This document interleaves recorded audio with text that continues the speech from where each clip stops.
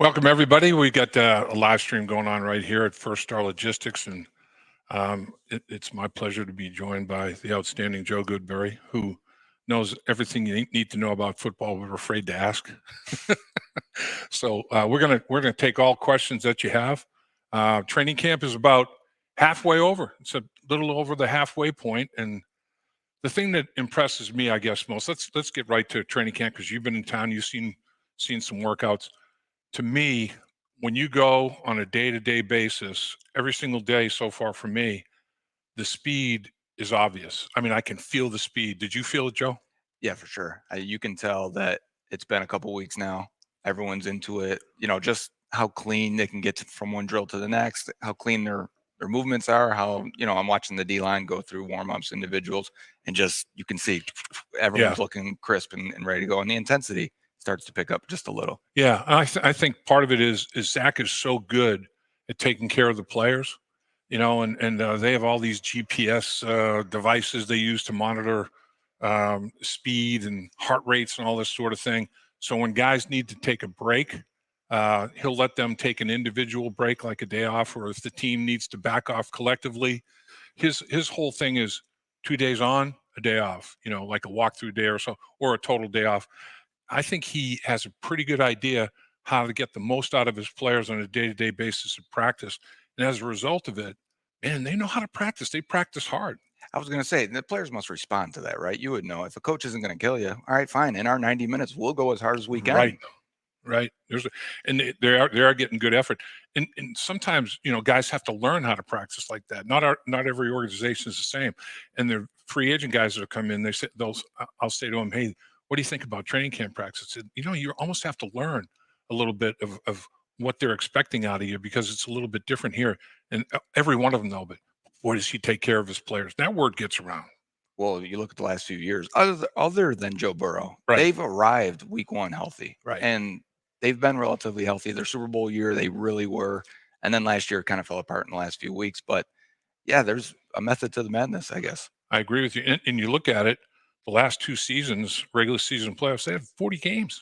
40 games in 2 years. That's a lot of wear and tear on the body, not counting the preseason games. And Zach has a way of handling the preseason, which are very kind of veteran players. But I mean, you have to take that into account. And I think the strength and conditioning people do. The thing that I'm impressed most with about Zach is he's got the continuity and consistency of himself, his coordinators, every phase, offense, defense, especially strength and conditioning coordinator, assistant coaches. They're all on the same page. So nobody's like, what's going on? Why are you doing this? Why are you doing that?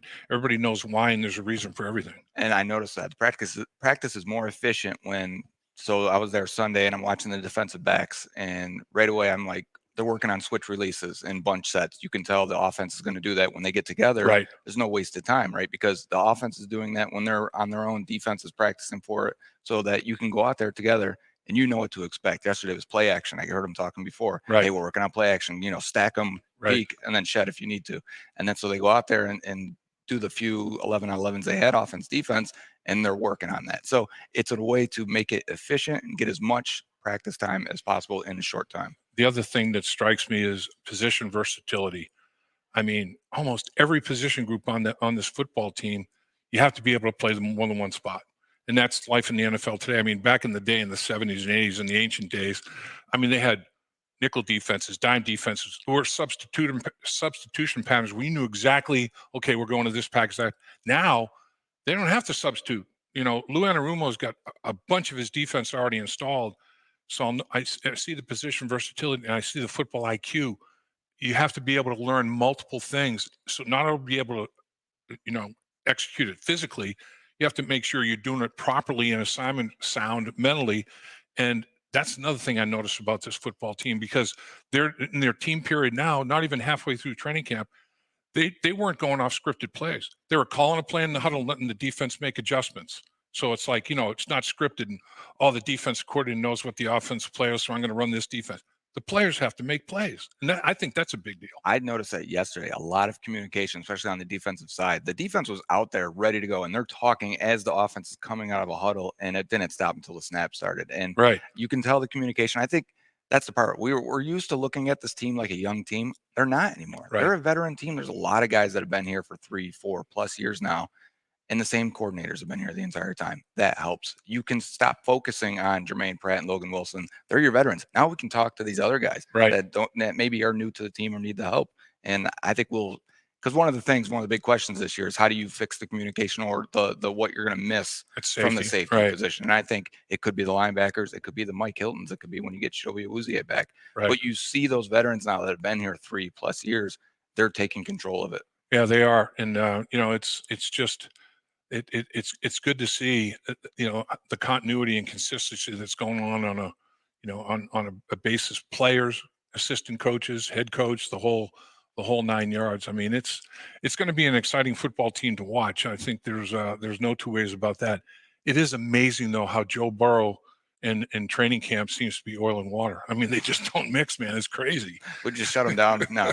August comes, put them down. Unbelievable. But I do think he got a ton of reps in OTAs and mini camps. He got a lot of reps, in the month of July before the injury. So I do think that when he comes back, if he can get just a few days work in before that opener to knock off some, physical rust and dust, he is right on it all mentally. He was, and you know as well as anybody, Joe, this guy, he sees the field from sideline to sideline, line of scrimmage to the end zone as well as, and he's still doing it. He's going through every mental rep. He's just not able to participate physically. And he didn't have those before. Even in the past 2 years where he had the offseason injuries or the Right. COVID year, they didn't have the May work for him. They Right. didn't have the OTAs because he was either recovering or the team wasn't even able to get together. So he did get some offseason work. He was able to work on new things. And yes, I'm with you. Last year they were rusty, but was that a physical rust those first 2 weeks? Because obviously you have an appendectomy. Right. He didn't look the same, like in terms of strength and, Sure. I think this time you get him a week of practice before week 1, he should be mentally sharp and ready to go. And you'd handle the draft and break it down and dissect the draft as well as anybody. Now, you have all these presents that you get on draft day, but then that's kind of like Christmas Eve. But Christmas morning is when you unwrap them. And now they get him on the field and they're seeing, you know what? He's as advertised. We thought this was the case, but they feel really good about every single draft pick having a role. Making this football team, it's so deep, it's a heck of an accomplishment. They feel that they can not only make the team, they're fighting for a specific role, which is big. No doubt about it. And normally your 5th, 6th, 7th rounders, you want to get them in. Hopefully they can compete for a roster spot. If you're a bad team, you really want that guy to make the team. So you look at it this year and you're like, yeah, Brad Robbins probably is the punter. But then you go to 6th, 7th round and you're looking at guys like DJ Ivey and Andre Yoshivas, and you're going, whoa, yeah, I think they're better than they expected. They're more advanced than they expected. All right, if they can play special teams, not only are they probably on the roster, but can we get them active on game day? That's the next step. And that's why I love preseason. You get to see these guys do that in live situations against another opponent. Can they do the special teams part? Yeah, and I think I'm really impressed with DJ Ivey. Now, 2nd round pick, obviously highly regarded coming out, but this kid, fastest guy in the combine, so he can run. But I mean, he covers flypaper, man. The dude's sticky, and I think honestly, depending on what goes on with Cheeto, he could be battling for a starting job. Yeah. I mean, this kid is a really, really good football player. And what I like about him is the consistency, snap in and snap out. DJ Ivey is Turner. That's Turner. DJ Ivey, the 7th rounder, Turner, the 2nd rounder, Ivey, the 7th rounder. Turner's consistency on a snap by snap basis, but DJ Ivey, in my mind, he's got ability, he's got length, he's got all that, but consistency on a snap by snap basis, Turner is much more consistent. Oh, yeah. Turner will flash. It's like, whoa, he'll make a play. And that's what I expected out of Yosivas, he's going to flash me. He's making consistent plays. I mean, I agree with you. I think with him, they think they have something more than they anticipated. It feels that way, right? Like that's the feeling. Like I think around the draft world, it was, throw a dart at Yoshivas, see what you get. He's got size, he's got speed, he make a lot of contested above the rim type plays. And then you get him here and you go, every time it seems like they're saying, hey, work on this release, work on, getting guys' hands off you and press. The next day I see him, I'm like, he's better. Right.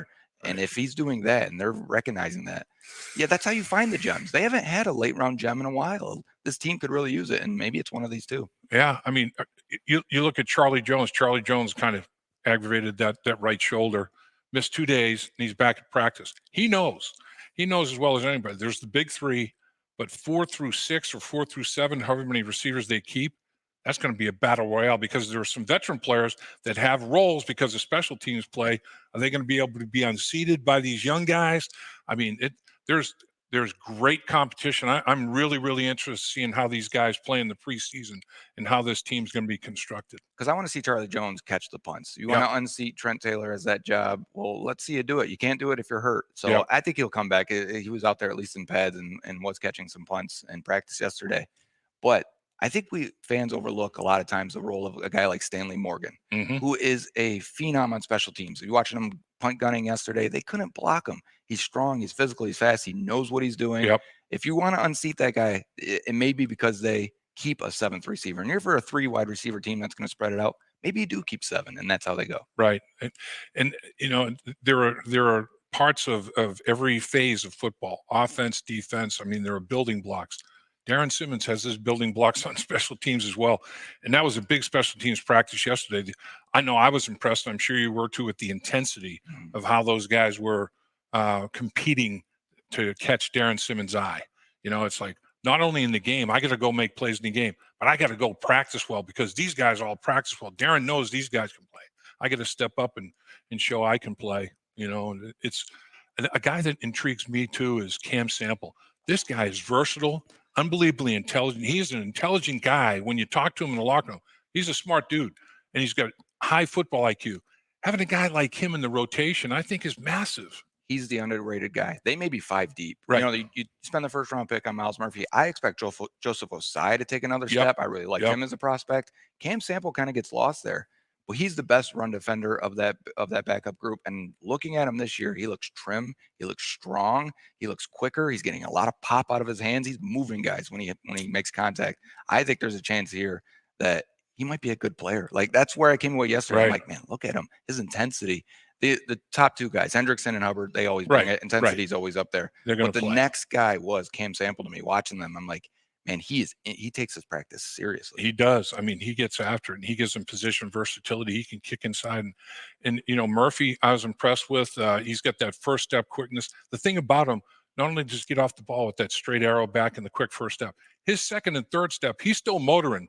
A lot of guys have that first step quickness, and then you can recover, and if you take a good angle, you can get back into a scenario where you can kind of handle him a little bit. But this guy, his second and third step, he's still motoring pretty darn well.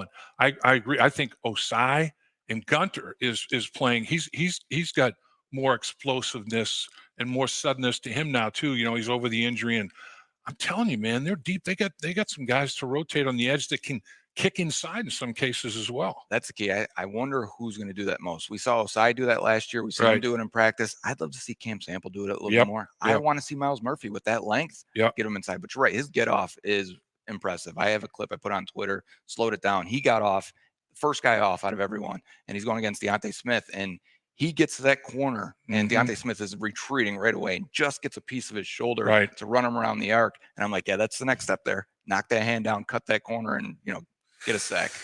Yeah, it's been impressive so far. I mean, they're practicing well, they're practicing hard, but the key to any season, as we know, Joe, I mean, it's like avoiding a key injury to a big injury to a key player that involves a significant length of time. If you can be lucky in that regard, the team that you put together stays together, and every time the team has done well, gone to a Super Bowl or made the playoffs, that's been the case. You haven't had a tragedy. It's like, we can't lose that guy.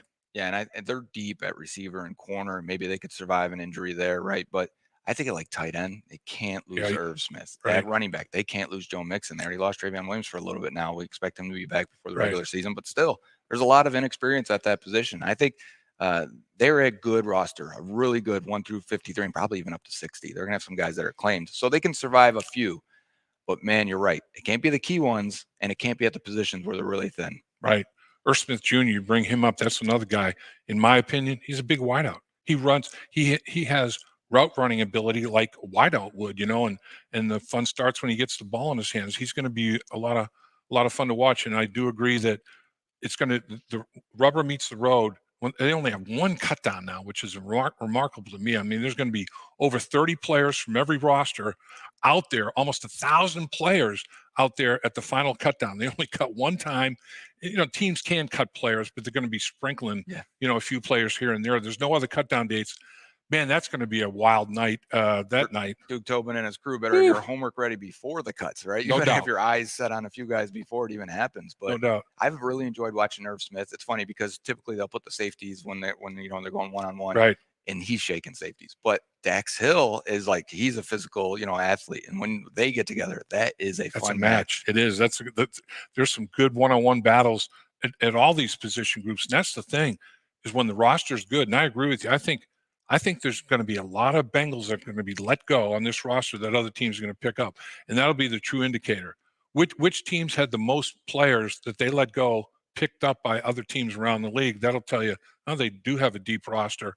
But some of these one-on-one matchups, it's like I was coming off the football field. I was talking to Ted Karras one day. We were walking off the field at practice. He goes, "Man, I feel real lucky.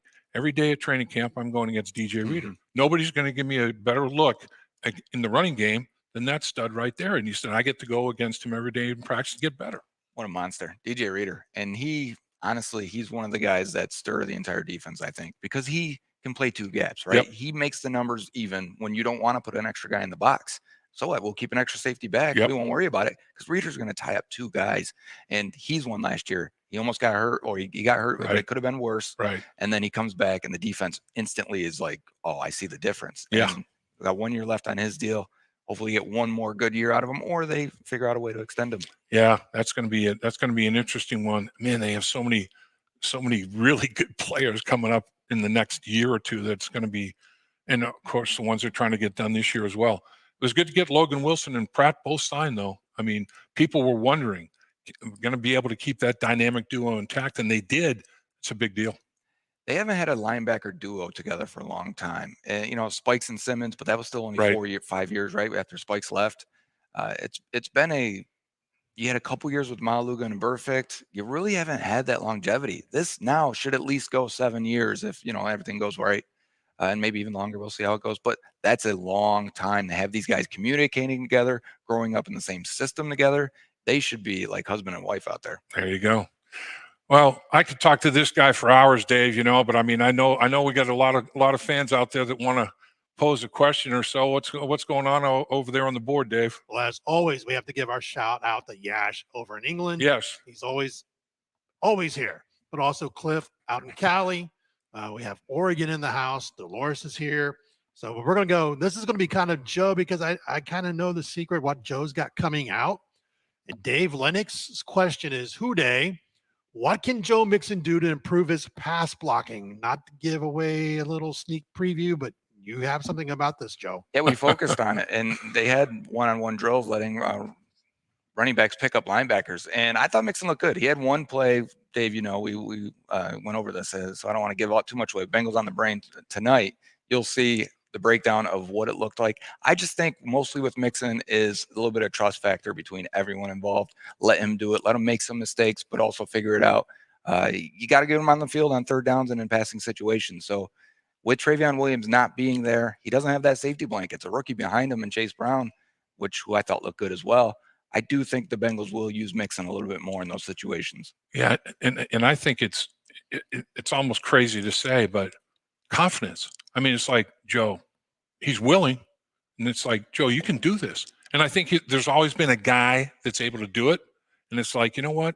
That's a good role for him. Let me run the ball. Now it's like, all right, I got to step up, and I can't be a weak link when I'm out there, and I'm supposed to make sure this linebacker doesn't touch Joe Burrow. I got to get it done. So you just have to get your mind right, and be as confident as you are in blitz pickup when you catch the football, run the football, whatever else. He's physical enough. He's athletic enough. He's willing. It's just a matter of getting it done. I think he can get it done. Next one is from Cliff. Cliff, this is for you, Dave. Booger McFarland, Dan Patrick this morning said that Burrow should not risk playing until he's 100%. because the early season schedule is much easier than later in the season. Your thoughts, Dave? Okay, Cleveland at Cleveland, Baltimore, another division opponent. Yeah, it's a cakewalk, man. That's easy.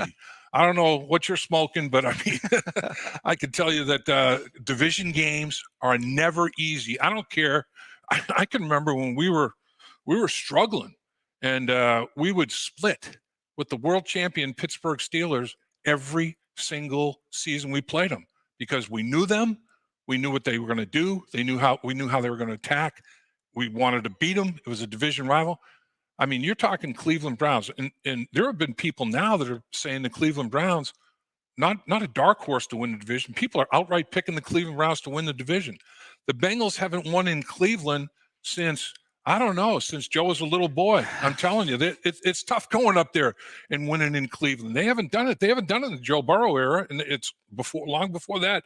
So going to Cleveland to start the season, particularly if Joe Burrow is not able to play, or if he does play, has very limited, practice preparation, that to me is no cakewalk whatsoever. And then Baltimore, people are picking them for division. The AFC North is a beast, and the Bengals play two division rivals, one on the road, one at home. Tough, man. And I don't think if Burrow can play, he will, right? That's Right. just how he is. But Right. you don't want to put blood in the water for the Sharks, right? For the division rivals to look at that and say, "Oh, we've got a chance to get on the Bengals," and Yeah. put them down while they're hurting. They're not, I don't think they're going to give. That's not a cakewalk. And anyway, if anything, it makes it even harder. Yep. To go out there without Burrow. Yep. Dolores has this. Hi, Dave. Welcome, Joe. I heard Kappa has a strain also. Who is up? Who is next up? Any update on the other injuries? Well, I don't know. I mean, there's a bunch of injuries that we can talk about. Kappa does have a lower body injury. Trey Hill stepped in at that right guard position. Trey Hill capable of doing it. Max Sharping. I'm basically referencing the 2 deep that the Bengals just put out for this first preseason game. This, though, is probably not worth the paper it's printed on because if you're a veteran player and if you've been with the Bengals for a few years, you're going to be the backup. You're going to be the next guy. Even if that's not the case, but it's the early stages of the competition. But this depth chart can change, and it can change dramatically. And the one thing I never did as a player was look at a damn depth chart. So, but that's what they did at practice. They had Trey Hill in there. He can play, center and both guards. Some of the other injuries, we talked about Charlie Jones having the shoulder problem. He practiced. He didn't go in the team portion of it, but he's working his way, back into it. Joe Burrow, of course, with the calf, he's not working yet. Trying to think of other injuries that you might be talking about. Yeah, Wouzier still coming back from the ACL. He's doing some individual things. He's still not participating in the team portion of it. And the way Zach takes care of the players at practice, the other thing that he's going to do, he's going to keep the reins on him and pull the reins. All right, you say you feel good? 3 more days. Feel good for 3 more days, then we'll see. Come back and see me. We'll see if you can go to practice. He is not going to rush guys back out there. And I don't think Alex Kappa would have played in this preseason game, No or doubt. maybe even any of them, right? So that's okay. They can give him the time. He doesn't need the work. No doubt. He'll be ready to go when he's ready to go. But the other guy probably to mention is Cody Ford, who they signed from the Cardinals. He has played tackle and guard. They put him at 4 out of 5 spots in camp so far. That's going to be key for him making the roster. Show you can do it and be at a decent level. And that's versatility. And the Bengals had him rated very highly coming out of Oklahoma, and he went in the 2nd round. Orlando Brown went in the 3rd round. He was drafted higher out of Oklahoma than Orlando Brown was. So a lot of teams in the National Football League had Cody Ford evaluated very, very highly. And the Bengals were one of them. And they were a little bit surprised that it didn't pan out. Watching him at camp from day one to now at the mid-season or the mid portion of training camp, he's come a good ways. I mean, he's battling now. He's a good football player. I always thought he'd make a better guard because he's a little stiff. He's not the most athletic guy. He's not the tallest and longest either, but he looks like a guard to me. He's got that boxy shape, and he wants to wrestle. He wants guys in close. He wants to use his power because he can be really nasty. He's going to get a chance to take it out against someone else finally, whether it be the Packers joint practice or the preseason game. Yeah, he's tough in the closet. You get him in a confined space, man. He'll bat you around a little bit, but that Packers practice I'm looking forward to because I remember as a player, it's like you relish that first preseason. Finally, we're going to go hit somebody else. And then, Joe, it's also like when you're working against the same guys for a couple of weeks, repetition, it's like, I know his best move. If I take that away, I'm going to make him do the counter move. I've got a counter to the counter. You get guys figured out. Now, all of a sudden, you're up against good football players that you haven't seen one bit. There's no tape on them this year. Maybe they learned a new move or whatever, and now you go out to practice against them, ones against ones. It's a different dynamic. I mean, it ratchets up. This will be preseason game number 1 for most of the guys that are in the starting lineups, quote, projected starting lineups. Yeah, and it just tests your awareness a little bit, right? Like, all right, now they're coming out of formation. Where is the number 3? What is it? Oh, the number 12 is their number 3. So, Right. it's like you got to think of these things because you've been practicing on the same guys every single day. With the same formation, right, same right. looks. So you're kind of used to it. So you're coming right out. Now you actually, all the things they're preaching, now you Right. act on it. And it's interesting too. Lou likes to install a big portion of it like right away, and now you get to test it against somebody else. Okay, now I've noticed a few times somebody will notice something defensively, make a call, other guys jump on it and repeat the call, so everybody's on the same page. It's going to be interesting to watch that, hopefully against the Green Bay Packers as well. And it's not like looking around at each other like, what the hell? What's that call? All right, we're going to go to Les's question. Hello, Lap and Joe. Can't we survive the hit of not having our Rolls Royce number 9 for several weeks? Who dey? Well, you got to hope you can survive that hit, but do you necessarily want to have to? No, not really. I mean, I do think that Joe Burrow will not be missing. He will definitely be playing well before the bye. The bye's after 6 games. There in my mind, there's no way that he's going to miss that kind of length of time. I just don't see it. And maybe you could survive it if you were going to a decent car as a backup, right? If you Right. I got a pickup truck. I'll just take the pickup truck. The Rolls Royce is in the Right. shop. And I don't even think it's like an '89 Volkswagen Rabbit. I think we're riding a bicycle if we don't have Joe Burrow out there. So could you survive it? Yeah, maybe, but it's gonna be a tough ride. The thing is, it's the same receivers running the same routes. But when you watch Joe Burrow execute it as opposed to the others, it looks totally different. Why? Because Joe Burrow's ball placement is so extraordinary. He's not making receivers stop to catch it, reach behind him to catch it. One-handed trying to pull it in because it's overthrown. He's putting it, boom, boom. He's putting it in spots where they can do something after the catch. That is what differentiates Joe Burrow, in my mind, Joe, the top quarterbacks in the NFL, that ball positioning accuracy and putting it in the tightest porthole possible. And the timing too. You see that with the offensive line. Right. You really get used to the timing of your quarterback hitting that back foot, getting the ball out, especially when he's in repetition. They're just going, right? You could see it, Simeon slower, Browning slower, as expected. I'm not knocking the guys, but when the ball comes out a little bit late, then you're now the gap or the separation between the wide receiver and the DB should be 2.5 yards. Instead, they're on his hip. Well, that makes some contested situations. And this reminds me of something I wanted to bring up. I was impressed as a former lineman when your number 1 guy goes down and you used his cadence, his snap count, and you have other guys in there. Usually there's a day or two where there's a bunch of false starts. Everybody's trying to. It tells me the focus and concentration of this football team is pretty damn good because the team portions of practice, there's one here or there, but it has not been a malady. And I'm like, you know what? Tells me these guys they are lasered in, man. And that was a good sign.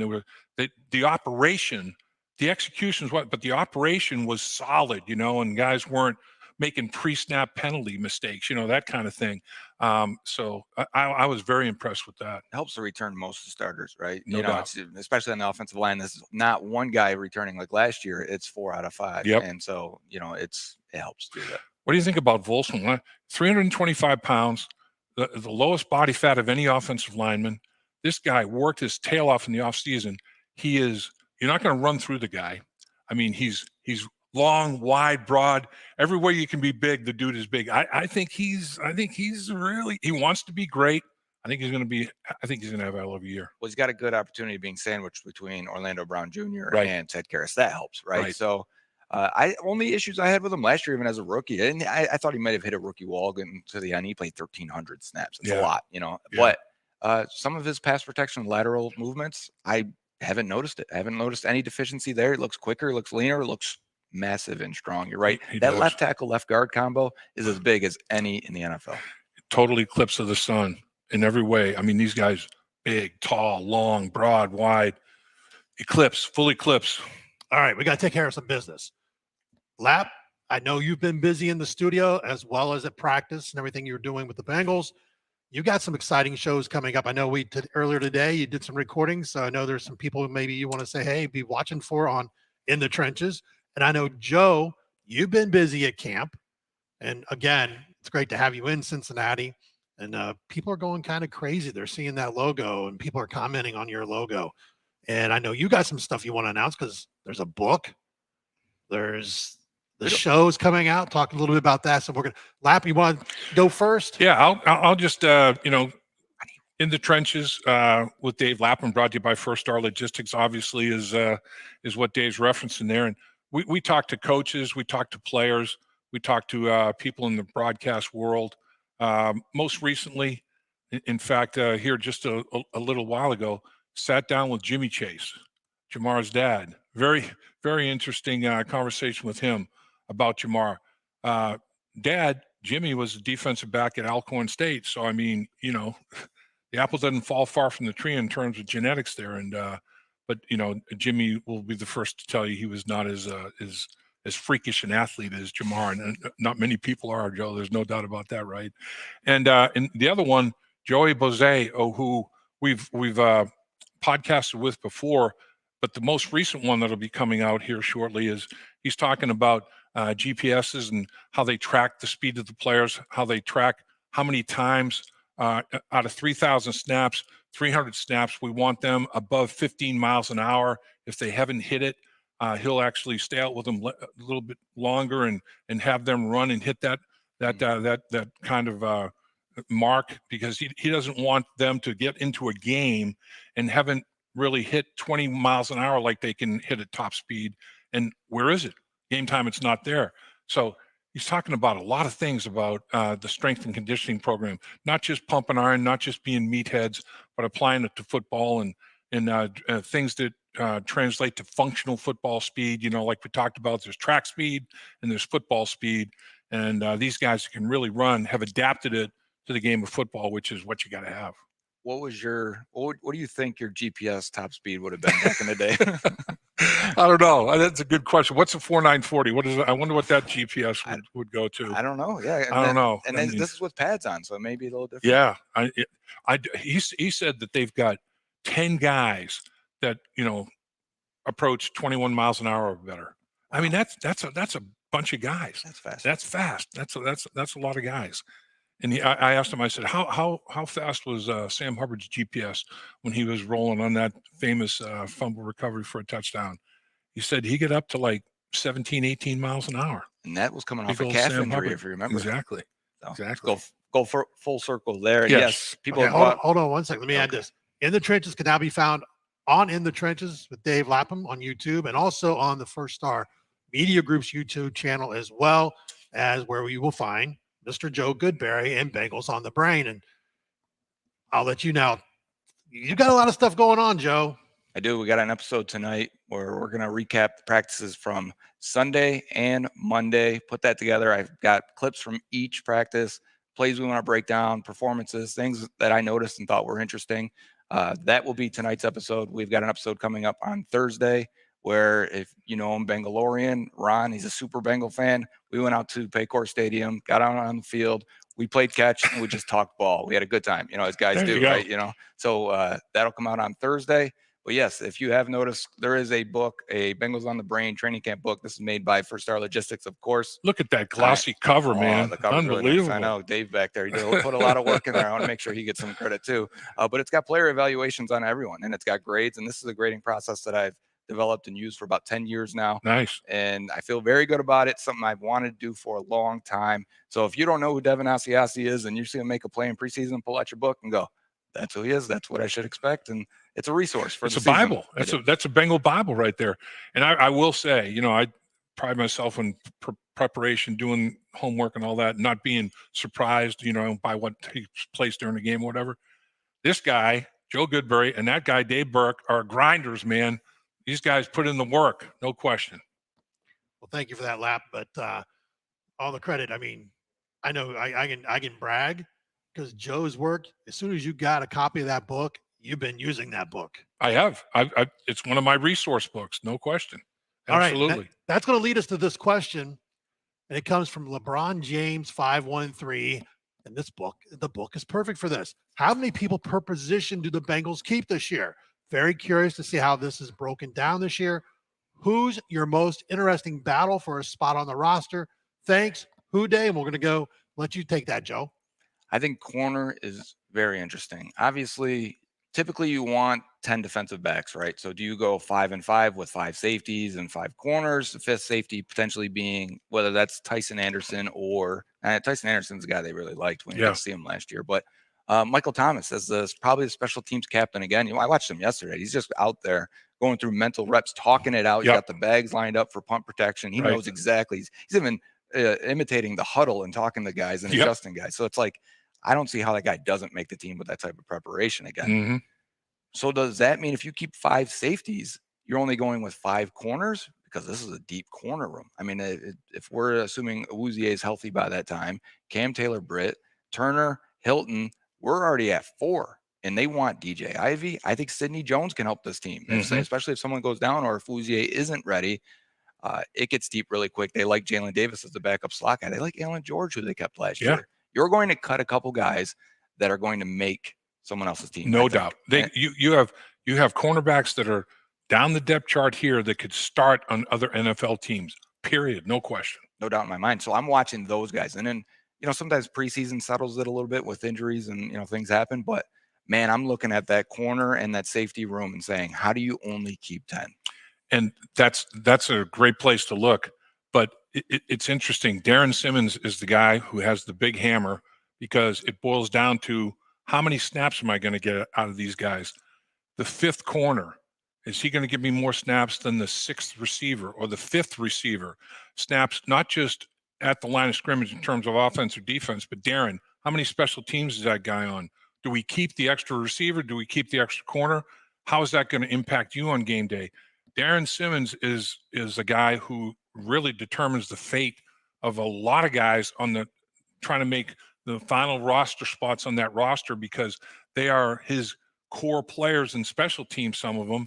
And he's going to stand up and bang the table with his shoe to fight for some of these guys because, like you say, guys that have been with him for a number of years that he can trust, he's going to want to keep as many of those as he possibly can. And you bring up receiver. We talked about it earlier, but we didn't mention Trent Irwin, who I thought was at a great summer. Solid camp. Yeah, so you get to that last guy, that 5th guy, that 5th receiver has to play special teams. I don't care if he's not a better receiver than maybe the 6th, 7th guy that's on the roster. He's going to be active on Sunday. He has to play special teams. It's a requirement. Right. And then out of the edge rush guys, edge rush / linebacker, versatility guys, who's going to give me the most special teams reps? That gives them an edge, in the final roster cutdown. Special teams become enormous as you're putting together, the final 4 or 5 guys on the back end of that roster for sure. All right, Joe, you got something else sitting to your left. And I know the book, you're going to be at training camp tomorrow. And I know prior to going out to training camp, and I think there's going to be some stuff you're going to announce about how you can get a copy of the book and maybe even one of the hats. Yeah, that's right. Usually when we're standing in line ready to go going into training camp, there'll be a lot of other Bengals fans out there. Look for the people wearing the First Star stuff, typically blue, right? That's the colors. There you go. Yeah, they're handing out bucket hats. They're handing out physical copies of the book. First Star says they'll get copies to everyone who needs them once they get the link up online. But we do have a digital version coming as well. If you're not in Cincinnati, if you're not at camp tomorrow, that's fine. You'll be able to get this some way, at least on your phone. All right. So we're going to go to Zach Hicks. I think said he was from Oregon. And it kind of goes into what you guys were talking about. Wondering if they might throw in some 5 receiver looks this year with all the depth. Oh, they've done it in the past. I mean, that wouldn't be the first time that they've had now 5 receivers. There's all wideouts, not necessarily. You have Irv Smith Jr., who's a tight end, but you can, put him in the slot. You can put Joe Mixon in the slot, and that's the beauty of it. You can line up with what you perceive as 11 personnel with 1 tight end and 1 running back and 3 wideouts. Then all of a sudden it's 5 wides by formation. You can have 5 wide receivers out on the football field if you want to, but the position versatility that we're talking about offensively and defensively, allows you to do those kind of things. And now, you have a tight end like Irv Smith Jr. in the slot, who, like Joe said, was tooling safeties. You put a safety on, you're not going to put a linebacker on him. Put a safety on him, you still think you can win that. Joe Mixon in the slot on the other side. Now what do? Linebacker on Joe Mixon? He'll win that bad boy. And you get that guy out into space where he's not comfortable. I mean, your personnel flexibility and versatility allows you to get mismatches, like you're talking about, the 5 receiver set. It doesn't have to be just, quote, a wide receiver. And that's the key, actually. The Bengals call it empty. That's empty. Sure. So there's no guy in the backfield, right? So you've got 5 guys out that can run patterns. And if we get in the huddle, offense brings their guys in, defense brings their guys in based on, okay, they've only got, you can do it with 2 receivers. There's 2 receivers in there. Okay, go out there, base defense. Sure. And then they come out and they're empty. And now your linebackers got to go out and cover in space. Yep. Oh, the Bengals love that. And if it's zone, you make it Jamar Chase with a linebacker on him. And so it doesn't, you're right, it doesn't have to be 5 wide receivers, but will they go empty? Yes, and a lot. They'll do it a ton. And that's why it was imperative in their mind to get Pratt and Logan Wilson signed. Logan Wilson was a defensive back in the early stages of his career in Wisconsin. And then he got bigger, stronger, faster, bigger and stronger, and kept his speed, and they moved him to linebacker. This guy, they feel pretty good, Logan Wilson going out there covering a receiver. I'll tell you what, I've seen Miles Murphy go out there when a tight end is flexed and done a decent job in the flat. I've seen him on tight ends. I've seen him on running backs. They feel like they've got guys that are big, can run, and aren't huge mismatch problems. And that's why Lou Anarumo feels pretty good, I think, about having almost his whole defensive game plan in there and not having a substitute to have it in there. These guys get it. Because he has to defend this offense every day in practice. And you're right, Jermaine Pratt was a former safety at NC State as well. Yeah. On Monday, they're working on spot dropping with the edge guys, and whether it be middle of the field or getting to the flats. So it's definitely something that's on their mind. Yeah. I mean, Murphy looks very comfortable in space, and he's a gifted athlete now. He really is. All right, we're going to get down to our last probably 5 minutes here, so everybody knows. Some quick questions here for you guys, for both of you. Cliff's question was, he nominated the Jets as the most overhyped team of the new season. Lap, your pick, then Joe, your pick. Well, having played in the Big Apple with the New Jersey Generals, Donald Trump's team, and Donald Trump was very good at getting hype, and there's no doubt he collected Heisman Trophy winners, Herschel Walker, Doug Flutie. He was competing. He knew he had to compete with the Giants and the Jets. And New York City, man, they show up for an inter-squad scrimmage. I mean, there was more media there covering that than I had covering the Bengals in the Super Bowl. I'm like, where the hell are all these guys? Who are they writing for? There's a zillion publications. So, yeah, it makes sense that the Big Apple, New York, in New Jersey, is going to overhype their football team, particularly with a guy like Aaron Rodgers, who loves the hype, and he's going to be all about the overhype. So, yeah, the New York Jets, it's going to be interesting to see how they start out. I mean, if they stumble coming out of the gate, could be Oogie Oogie over there. Yeah, that oven could be on 450 at that point real quickly. But no doubt. They're excited because, let's be honest, the Jets haven't won much. They haven't done a lot in my lifetime. You remember them as the great Jets probably, but they haven't done anything. 1969, Joe Willie, right? Right. So I get it. We would be excited too. So I'm not going to knock any Jets fan that maybe filtered his way into this video. But I'm going to go in a different direction. I'm going to say the Philadelphia Eagles lose your coordinators. We talked about how the consistency for the Bengals, keeping those guys, how much you can add to the playbook every year and develop guys and bring them along when you have the same system, same voices. The Eagles lost theirs, but it's a really good roster. We'll see how a lot of the questions the Bengals had, hey, are you going to come over from a Super Bowl hangover, right, of losing last year? Well, let's put those questions on the Eagles. Let's see how they handle it. That's a good point. Woodpipes, who are the top 5 most important players not named Burrow for the 2023 season? Oh, jeez. We may have to do this together then. We'll figure this out together. I'm going to put Orlando Brown Jr. Chase? Yeah, okay, fine. We'll Jamar Chase and Orlando Brown. Right. I think Orlando Brown because, you put that investment in. We want to get he should be the last piece for the offensive line. While he's a crown jewel, right? It's the 5th spot, right? It's the 5th guy that they've been looking for. Yeah, and here's a guy that 2 Pro Bowls at right tackle, 2 Pro Bowls at left tackle in the last 4 years. I mean, he's got a pedigree, and he's the kind of guy too, Joe. I mean, he was so easy to get to know in the locker room with his teammates. He's one of those guys, when you talk to him for 5 minutes, feel like you knew him for 5 years. He's very, very easy to like. He really is. And I think he's going to be a big impact on the football team. Yeah. Huge. And we talked about DJ Reader. I'll add him. Yeah. I think for the reasons we said, that you can take a guy out of the box when you have Reader tying up that much space in the middle. And he is so tough to block one-on-one. Teams won't even try it, right? Because they're like, he's going to demolish our guy. He's probably the most underrated guy still nationally. And I think people that watch film know, and they're like, oh yeah, DJ Reader is probably one of the best nose tackles in the league. But I agree. I think nationally people are like, whoa, this guy is a freak. I can't agree more. I mean, in my thing defensively, we talked about a couple of offensive guys that obviously they're huge. And then, I mean, like you said, Joe Burrow, that's obvious. There's some obvious players, but defensively, I always look at it as like in baseball, strong up the middle defensively. Nose tackle, DJ Reader. Linebacker, we talked about Pratt and Logan Wilson. I think, so DJ Reader, Logan Wilson, and Dax Hill. I mean, it's how's he going to handle that safety position? I think making communications properly, seeing it properly, making the right call, and then being able to communicate that call and get it out to everybody so everybody's on the same page and it's not one group's thinking one group's thinking another.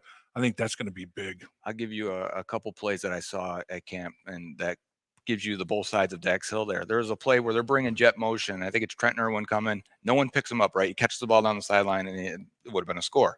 But you see, I slowed it down and watching, and Dax Hill comes up, and he's pointing to Cam Taylor-Britt. Get to the out boundary. there. Yeah. Get out there. I'll take Chase in the slot. And they both kind of look at each other like, what? And then, so no one goes. Irwin's left wide open. And then I saw a 3-safety look on Sunday where Dax is coming up and playing the Trey Flowers role and one-on-one man coverage with Irv Smith Jr. And they put both safeties were Nick Scott and Jordan Battle. And I'm like, you're going to get a lot out of Dax Hill and that versatility doing that. Yeah.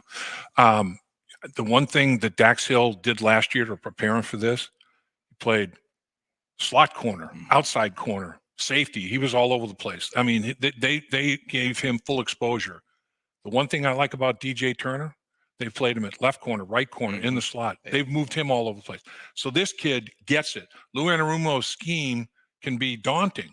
He understands it. They're able to move him around like a chess piece, like they do with a lot of their players. They have high hopes for. That's why I think DJ Turner's making a little bit of noise, man, to get some playing time. And if I can keep us up the middle for our last guy, we probably want way over 5 guys that are important to this roster. But Ted Karras, and it's a lot of it because I don't know what they have at backup center. They've started to put Max Sharping in there, which is great for his versatility. That's a guy that can play all 5. He's a former tackle in college. And then Trey Hill, we haven't got to see him much now going into year 3. We'll have to see what it looks like in preseason, but you lose Karras, you may lose something there at center. And Karras is the guy that initiates all the calls. I mean, he initiates call. Joe Burrow will follow up on calls that Ted Karras makes to communicate up and down the line of scrimmage for protection purposes. I mean, he's key. He's instrumental. There's no doubt. I mean, he's big to the success of the O-line. Yep. It's always hard when we get to the end because you see these questions. But I want to ask this one. Stan Blanton says, does Tanner Hudson become tight end 2? And does the Kirkland kid from Washington make this team? I tell you, the Kirkland kid is one massive body. I mean, he is long. He's huge. Is he stiff? Yeah, he's stiff. But he takes up so much space. I mean, he's a space eater, and it's hard to bull rush him. But with that said, he does have to get his pads down because he is long, and the pad level. I think the pad level and stiffness are 2 issues he has to deal with. And he's had some injuries sometimes that hurts guys in getting low. But you're right. It's the planet theory. There's only so many guys out there that are this big and that long. And not just hard to get through him. For being a guy that's a little tight, sometimes it's even hard to get around him because he's a mountain. He's just making you take the full radius. He is man mountain. But I want to bring up Tanner Hudson at 87. He can catch now. He can move. He can catch the rock. He had a one-on-one with Nick Scott that he undressed him and then got to the sideline, made a toe tap and grab. Yesterday's practice. I don't love the depth at tight end, so I think that's a position they could be looking at cut down day. He's got a chance on. And a guy that has made plays now, and I'm not saying that he's going to be one of the 5, 6, or even 7, but Shedrick Jackson, Bo's relative. The dude can run, obviously. I mean, he's got a gene pool, and the kid has made plays. He's shown up. It's like, this guy's not just a camp guy. This guy can play football. Shedrick Jackson, man, it's like, whoa, somebody, if he goes out and plays in preseason games like he's practiced, and teams do get access to tape at practice and everything too. They will, if they have good relationships, they'll trade tapes and everything. Kid keeps playing like he's playing. Hey, he may, at least somebody's practice squad, He seems to be watching Jamar Chase very intently, and I can see the way he's doing his releases and getting in and out of his breaks. I'm like, that's a good guy to try and emulate. I'm not saying you're Jamar Chase, Right. but like that's body type wise, I can see the speed and in and out of their breaks. I'm like, yeah, okay. I'm sure Bo said, hey, pick somebody out and learn, man. Yeah. Good advice from a guy who is a decent athlete. All right, this is it. Cliff, I saw your question to me about college football. Yes, it's a total mess. That's a whole different story. Dalton Signatures basically is, I'm gonna go the Joe. Okay. Any pointers for a diehard Bengals fan who is coming to week 2 Baltimore Cincy? Will be his first time at Paycor Stadium, let alone Cincy. Give me the First Star Logistics pointers, please. And Joe, I think you're the perfect person to answer this question because you've been in a couple of times. You've also seen here downtown. this week. You kind of seen Right. downtown. You've seen everything. So I'm going to let you answer that question. Yeah, and first I'll say hi to Dalton. Dalton's a great artist and does a lot of good things on Twitter and on the internet. So look out for him if you guys aren't aware of who he is.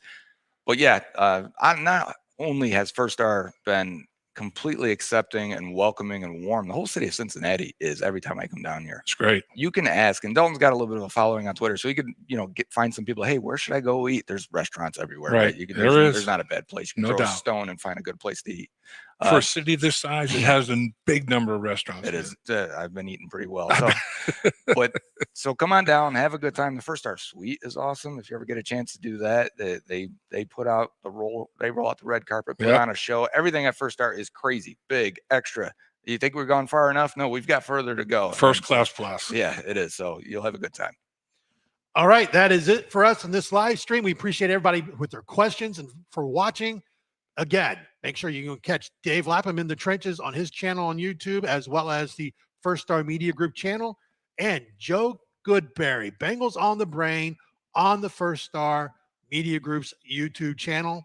For all three of us, we appreciate you for being with us. Until next time, hoo-day. Hoo-day, baby. Hoo-day. Dave Lapham here, and every day I am grateful for my experience to have played professional football.